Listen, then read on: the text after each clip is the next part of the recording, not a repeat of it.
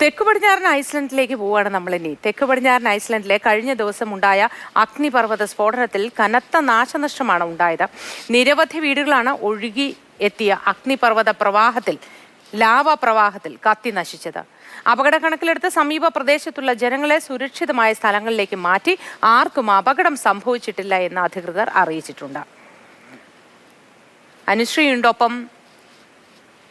Good morning Anusree.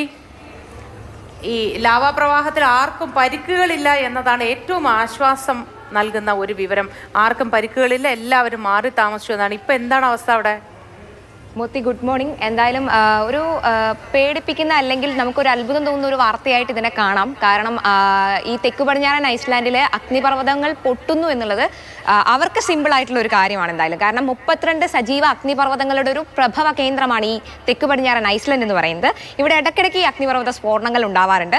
ഇപ്പോൾ ഉണ്ടായ അഗ്നിപർവ്വത സ്ഫോടനത്തിൽ ഈ ലാവ നഗരത്തിലേക്ക് ഉരുകി ഒലിച്ചിട്ട് വീടുകൾ കത്തി നശിക്കുകയാണ് ഉണ്ടായത്. വൻ നാശനഷ്ടം ഉണ്ടായിട്ടുണ്ട് നഗരത്തെ സംബന്ധിച്ചിടത്തോളം. കാരണം അതൊരു മത്സ്യബന്ധന നഗരമായ ഗ്രീൻ ഡാവിക് എന്ന് പറയുന്ന ഒരു ചെറിയ പട്ടണത്തിലേക്കാണ് ഈ ലാവ ഉരുകി ഒലിച്ചത്. ഒരു മാസത്തിൽ തന്നെ 2 തവണയാണ് ഈ സ്ഫോടനം ഉണ്ടായിരിക്കുന്നത്. അതുകൊണ്ട് തന്നെ ആ സ്ഫോടനത്തിന്റെ ഒരു ഭീകരത എന്ന് പറയുന്നത് ഇത്തിരി വ്യാപന ശക്തി കൂടുതലാണ് ഈ സ്ഫോടനത്തിന്. പക്ഷേ അത്ഭുതം എന്ന് പറയട്ടെ, ആളുകൾക്കൊന്നും യാതൊരു തരത്തിലുള്ള പരിക്കും ഉണ്ടായിട്ടില്ല. ആളുകളെയൊക്കെ ഉടനടി ഇവർ മാറ്റി പാർപ്പിച്ചിട്ടുണ്ട്. എന്തായാലും ഞാൻ നേരത്തെ പറഞ്ഞതുപോലെ ഈ സജീവമായിട്ട് അഗ്നിപർവ്വതങ്ങൾ പൊട്ടിത്തെറിക്കുന്ന ഒരു സ്ഥലമായതുകൊണ്ട് മുൻകരുതലുകൾ എന്തായാലും ആ നഗരത്തിന് ഉണ്ടായിരിക്കണം. അധികൃതർ വളരെ പെട്ടെന്ന് തന്നെ ഈ വിഷയത്തിൽ ഇടപെടുന്നുണ്ടായിരിക്കണം. അതുകൊണ്ട് തന്നെയാണ് അവർക്ക് പെട്ടെന്ന് തന്നെ കാര്യങ്ങൾ ദ്രുതഗതിയിൽ ഇങ്ങനെ ആളുകളെ മാറ്റിപ്പാർപ്പിക്കാനും ഒക്കെ സാധിച്ചത്. വീടുകൾ കത്തി നശിക്കുകയും നഗരത്തിൽ നാശനഷ്ടം ഉണ്ടാവുകയും ചെയ്തിട്ടുണ്ട്. പക്ഷേ ആളുകളെ പെട്ടെന്ന് മാറ്റിപ്പാർപ്പിക്കാൻ സാധിച്ചതുകൊണ്ട് ആളപായം ഉണ്ടായിട്ടില്ല.